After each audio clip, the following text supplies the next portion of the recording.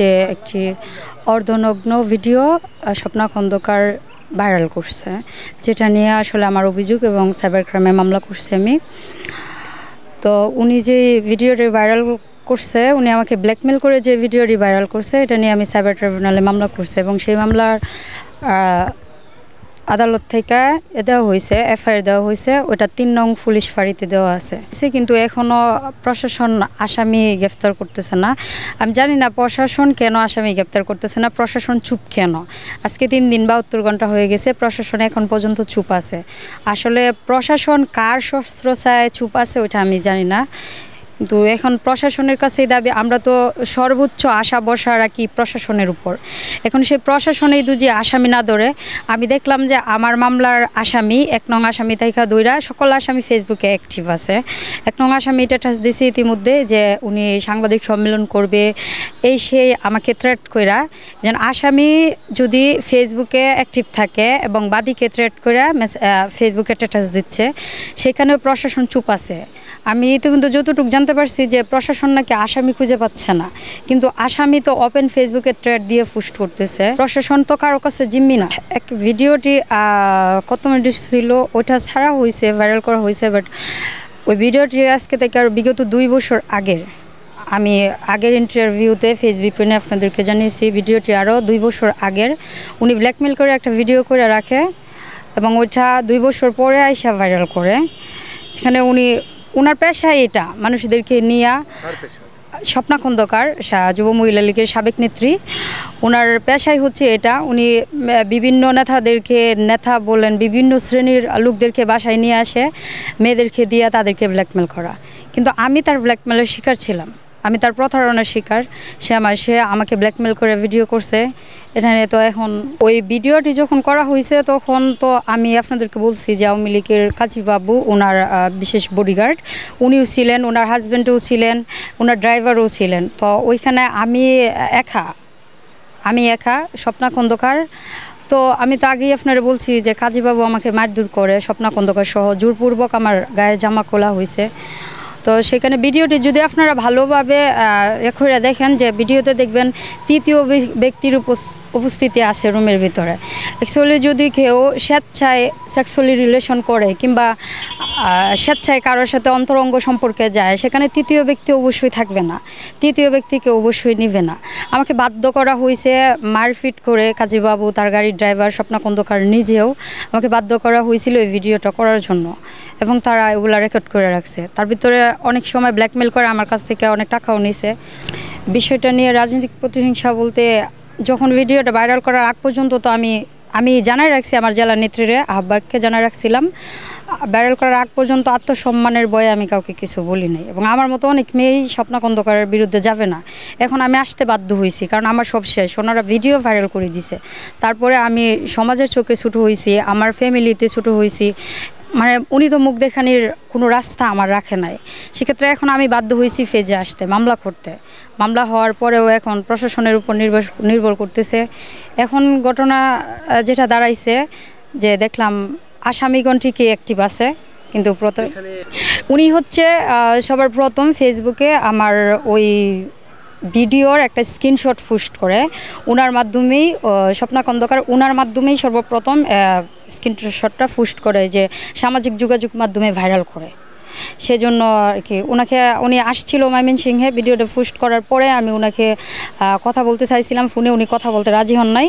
তারপরে ময়মনসিংহে উনি আসছে, তখন রোজা থাকায় ওনার সাথে একসাথে ইফতার করি সারিন্দাতে বৈশা, এবং কি ওনাকে আমি কিছু টাকাও দিয়া ওনার হাত পা ধরে রিকোয়েস্ট করি, ভাই আমি তো মেয়ে মানুষ, আপনারও তো মা বোন আছে, তো ভিডিওটা এভাবে ছাইরেন না। উনি আমার কাছে স্বীকার করছে যে স্বপ্না খন্দকার আমাকে ভিডিওটা দিছে। তো আমি ওনারে অনেক রিকোয়েস্ট করি, কিছু টাকা পয়সা দিই, হাত পা ধরি, একসাথে ইফতার করে উনি বলে যে আচ্ছা ঠিক আছে, ভিডিও আমি ছাড়বো না।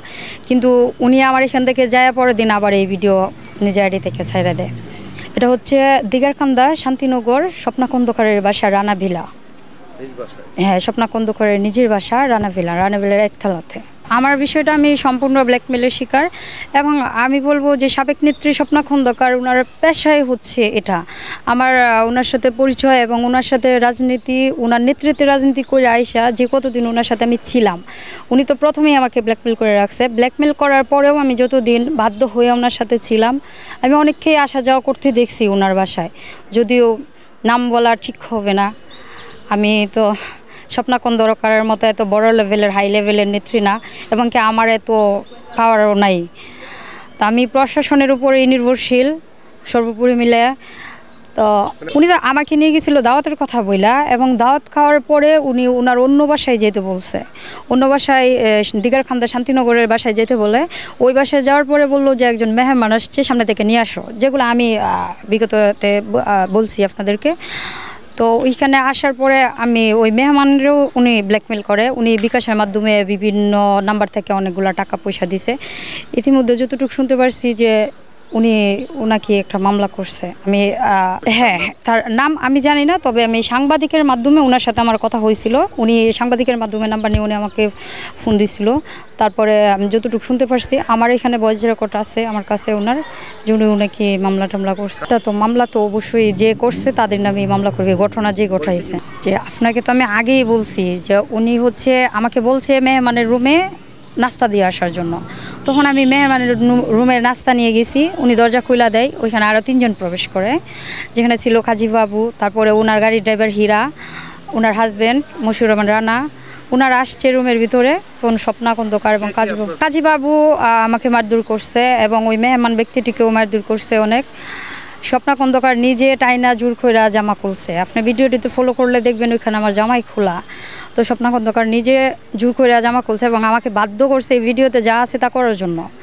ওইখানে উনি ভিডিও জোর কইরা ব্ল্যাকমেল করে ভিডিও করে এরকম 2 বছর পরে আইসা ভাইরাল করে দিছে ওনার স্বার্থে। উনি যখন 2 বছর পরে আইসা আবার আমাকে আবার এরকমভাবে ইউজ করতে চাচ্ছে, বিভিন্ন কথাবার্তা বলতেছে, টাকা পয়সা নিছে আমার কাছ থেকে। এখন আমি টাকা পয়সাও দিতে পারতেছি না, ওনারা আর কোনো কর্মকাণ্ডে লিপ্তও হইতে পারতেছি না। বিবাহিত বলতে আমার বিয়ে ঠিক ছিল, আমরা ডকুমেন্ট করি নাই। আমার হবু হাজব্যান্ড হচ্ছে বাহিরে, কোরবানিতে এসে আমাদের ডকুমেন্ট করার কথা ছিল, কিন্তু উনি সবার প্রথম আমার ওই হবু হাজব্যান্ডের কাছে ভিডিওটা দিছে, যাতে করে এখন আর বিয়েটা সম্ভব না হয়তো। এখন কি বলবো, উনি তো একজন ব্ল্যাকমেলার। হ্যাঁ, স্বপ্না খন্দকার নিজের আইডি থেকে করছে, সেগুলো যথেষ্ট প্রমাণ আমাদের কাছে আছে এবং আমি সেগুলো কোর্টে দিছি। ওইগুলো জজ সাহেব দেখছে, দেখার পরেই তো মামলা সাইন করছে। যথেষ্ট প্রমাণ ছাড়া তো কোনো জজ মামলায় সাইন করবে না। জজ মামলায় সাইন করার পরে এফআইআর করার পরেও আসামি ঘুরে বেড়াইতেছে, আসামি ওপেন ফেসবুকে থ্রেড দিচ্ছে, যেখানে কিনা প্রশাসন বলতেছে আসামিকে খুঁজে পাচ্ছে না, ওইখানে আসামি থ্রেড দিয়ে পোস্ট করতেছে। আমাকে থানা থেকে ফোন দেওয়া হয়েছিল 3 নং পুলিশ ফাঁড়ি থেকে, ওইখানে জানতে চাইলে উনি বলে যে ওনাকে খুঁজে পাচ্ছে না।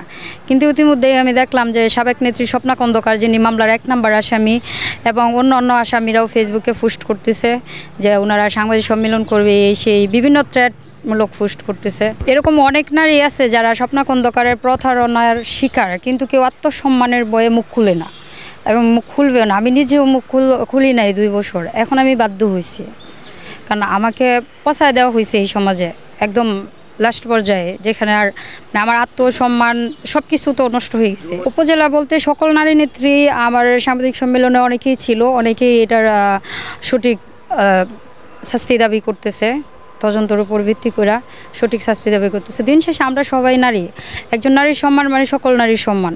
ওনার কাছে যদি অসংখ্য ডকুমেন্ট থাকে তাহলে উনিও অবশ্যই সেগুলো প্রমাণ করবে। ওনার কাছে কি ডকুমেন্ট আছে? উনি তো ব্ল্যাকমেল করছে, আমাকে ব্ল্যাকমেল করে ভিডিও ধারণ করে রাখছে।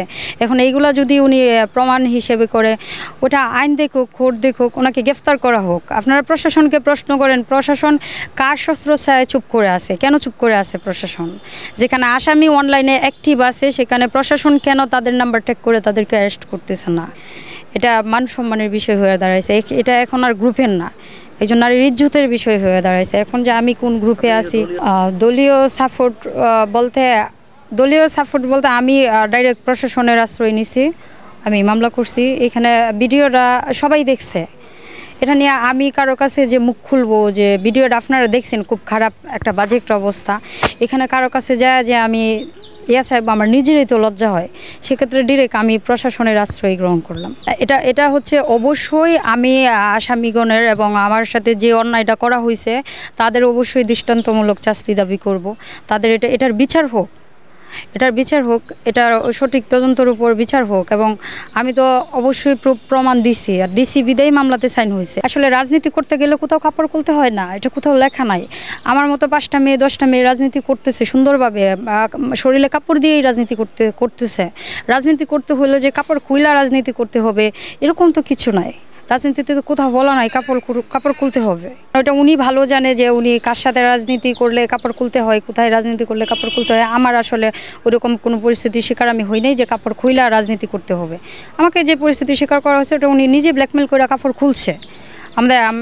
আমাদের সুস্থ রাজনীতি এবং রাজনীতি করা প্রতিটা মেয়ে সম্মানের সাথে রাজনীতি করে। রাজনীতি করতে হলে যে কাপড় খুইলা রাজনীতি করতে হবে এরকমটা আসলে না।